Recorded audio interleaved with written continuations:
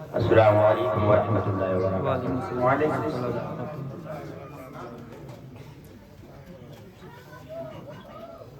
نحمده ونصلي ونسلم على حبيبه الكريم اما بعد. اعوذ بالله من الشيطان الرجيم. بسم الله الرحمن الرحيم. ما اتاكم الرسول فخذوه وما نهاكم عنه فانتهوا. صدق الله مولانا العظيم وبلغنا رسوله النبي الكريم الرؤوف الرحيم. بلا کسی تمہید کے میں چند باتیں عرض کرنے کی کوشش کروں، چونکہ بڑی اچھی نصیحت خطاب کی شکل میں حضرت مفتی صاحب سے آپ نے سماعت کی ہے. اب مزید اس پہ اور تفصیل کی ضرورت نہیں ہے. جو حضرت نے ہر موضوع کے تعلق سے خصوصاً علم دین کے تعلق سے باتیں بتائی ہیں، اس پر ہم سب عمل پیرا ہو جائیں، اسی میں فلاح و بہبود کامیاب مقام درود شریف پڑھ لیں. اللہم صلی علی سیدنا شفیعنا مولانا محمد بارک وسلم علیہ وسلم علیک یا سیدی یا رسول اللہ صلی اللہ علیہ وسلم. شروع ہی سے جب سے اس مہندی کا آغاز ہوا ہے اب تک خاص طور سے علم پر چرچا ہوا اور علم کی بات کی گئی.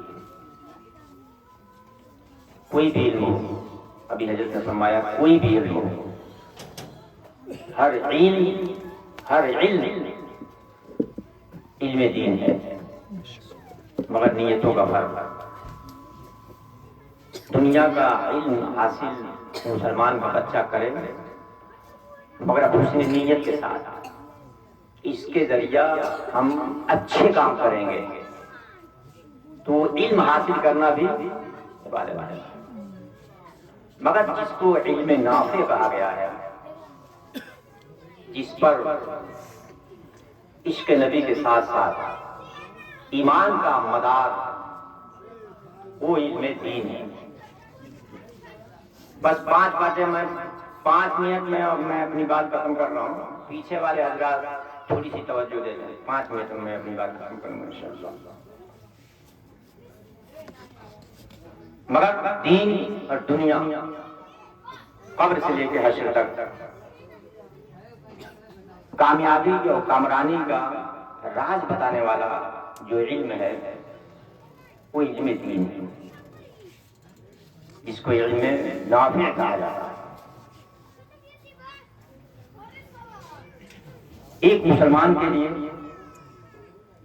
ابھی حضرت نے بتایا کہ اپنے انداز میں ایک مسلمان کے لیے دین کا علم کتنا ضروری ہے.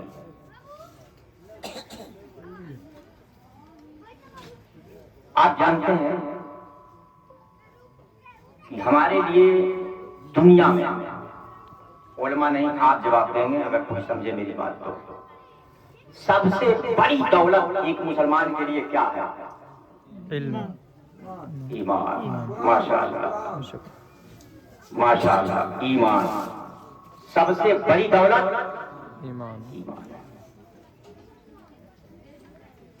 تاریخ کے پنوں کو پڑھتے ہیں، بلکہ قرآن کی آیات اٹھائیں، علماء سے پوچھیں.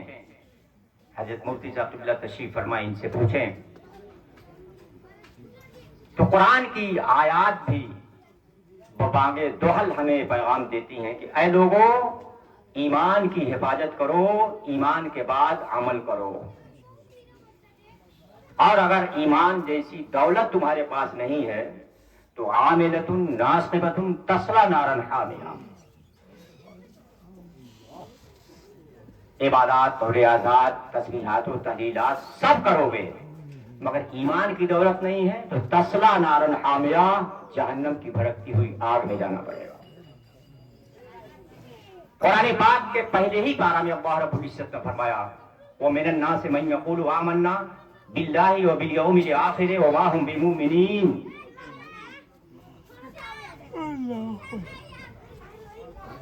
पहला पारा कुरान पाक का, ومن الناس من يقول آمنا بالله وباليوم الآخر وما هم بمؤمنين. اللہ فرماتا ہے، سیدھا سادہ مفہوم اس کا میں بتاؤں آپ کو ترجمہ کے ساتھ. یہ اللہ رب العزت فرماتا ہے کہ میرے پیارے حبیب، کچھ ایسے بھی لوگ ہیں جن کے پاس اعمال تو ہیں، اللہ رسول کے فرمودات کے ماننے کے دعوے بھی ان کے پاس ہیں، قیامت حشر و نشر کا عقیدہ بھی ان کا ہے، وما ہم بمؤمنین، مگر وہ مومن نہیں ہیں، ایمان والے نہیں ہیں. اور ایمان والے نہیں ہیں تو پھر ان کا بدلہ کیا، ان کی سزا کیا ہے؟ تو قرآن پاک میں دوسری جگہ سورہ منافقون میں اللہ فرماتا فی الدرک الاسفل من النار، کہ جن کے پاس اعمال کی دولت ڈھیر ساری ہیں، بہت عبادات اور ریاضات، تسبیحات و تحلیلات ان کے پاس موجود ہیں، ان کے ذخیرے اعمال میں فقط نیکیاں ہیں، مگر ایمان کی دولت اگر نہیں ہے تو پھر درکل اسفل من النار، یہ قرآن فرماتا ہے جہنم کے نچلے درجے میں جائیں گے. معلوم کیا ہوا؟ معلوم یہ ہوا ایک مسلمان کے لیے سب سے عظیم اگر کوئی دولت ہے تو کیا ہے؟ ایمان. ایمان. اور اس ایمان کی حفاظت بھی علم کے بغیر ممکن نہیں ہے. علم کے بغیر گارنٹی ایمان کی حفاظت کی نہیں ہے. نہیں ہے. وہ علم کون سا ہے؟ آپ دیکھیں، میری طرف توجہ دیں، وہ کچھ باتیں آپ ضروری کر رہے ہیں، میری طرف توجہ دیں.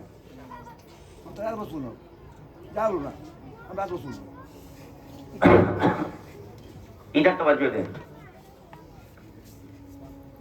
کہ ایمان، میں ایمان کی بات کر رہا تھا کہ سب سے عظیم دولت کیا ہے؟ ایمان.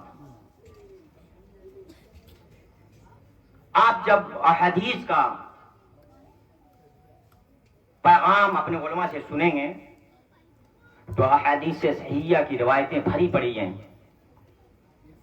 کہ صحابہ کرام کے پاس ایک وقت کا کھانا نہیں تھا، کئی وقت وہ لوگ بھوکے رہتے، فاقے پہ فاقہ کرتے، مگر باوجود اس کے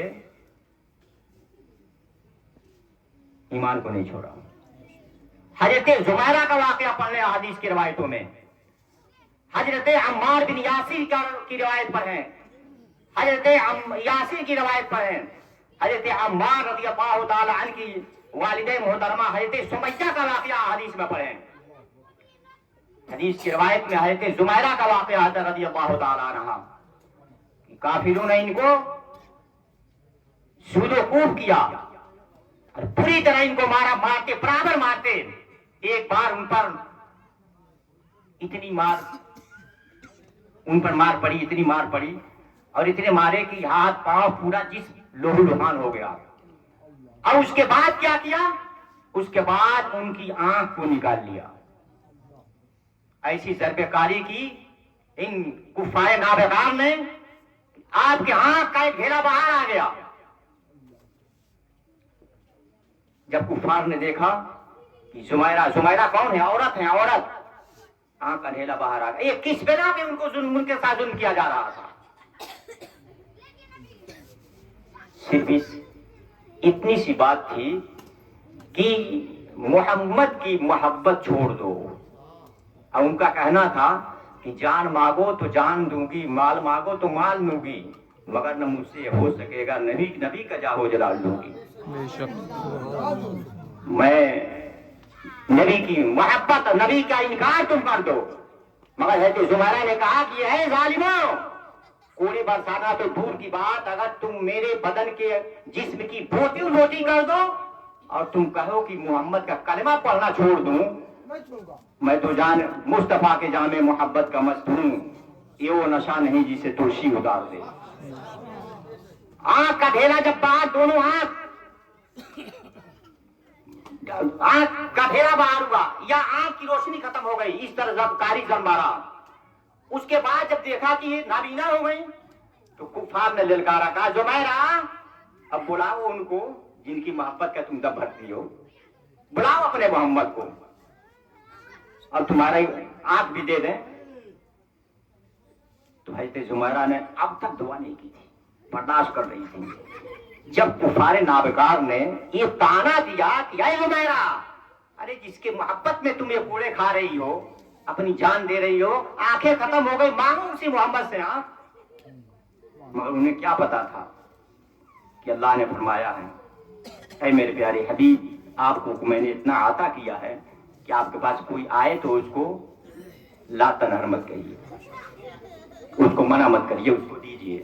اور جس نبی کا اختیار اور پاور کہ دنیا تو دنیا، جنت کے بارے میں فرماتے ہیں کہ سل ما شئت یا ربیعہ، ربیعہ جو مانگنا چاہتا ہے مانگ لے، جنت مانگنا چاہتا ہے مانگ لے، دنیا مانگنا چاہتا ہے مانگ لے، سل ما شئت یا ربیعہ، ربیعہ جو قلب میں مانگنا چاہتا ہے، اللہ نے سارا اختیار میرے دست مبارک میں دے دیا ہے، سل ما شئت ربیعہ، جو چاہتا مانگنا ہو مانگ لے۔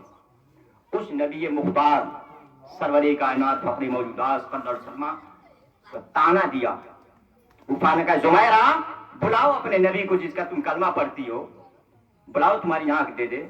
تب حضرت زمیرہ کو جب تانا دیا اب برداشت نہیں ہوا، ہاتھوں کو اٹھاتی ہیں، آنکھ نہیں یہ ختم کر دیا کفار نے، ہاتھوں کو اٹھاتی ہیں، عرض کرتی ہیں بارے الہ، اب تک تو مجھے آنکھ اور جسم کی ضرورت نہیں تھی، مگر چونکہ تیرے حبیب کی عزت کی بات آ گئی ہے، تیرے نبی کی عظمت کی بات آ گئی ہے، اے میرے رب یہ کفار تیرے حبیب کی عظمت اور شان پر تانا کس رہے ہیں، اے اللہ اب مجھ سے برداشت نہیں ہو رہا ہے، مولا اب کرم فرما دے، اپنے حبیب کی عزت بچا دے۔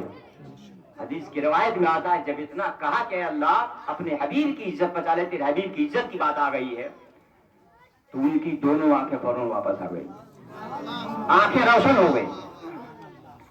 اسی لیے ہم کہتے ہیں کہ مسلمانوں اب اللہ رب العزت نے اپنے حبیب کو مخالف کل بنایا ہے، اسی لیے قرآن میں فرمایا ما اتاکم الرسول فخذوہ وما نہاکم عنہ فانتہوا، میرا حبیب ایسا مختار ہے کہ جو اس تمہیں حکم دے اس کو لے لو، اور جس سے منع کرے اس سے رک جاؤ، یہی تمہارا زیادہ دنیا اور زیادہ آخرت ہے۔ میں آج یہ کر رہا تھا، جو بتانا تھا اس کو سن لیجیے آپ۔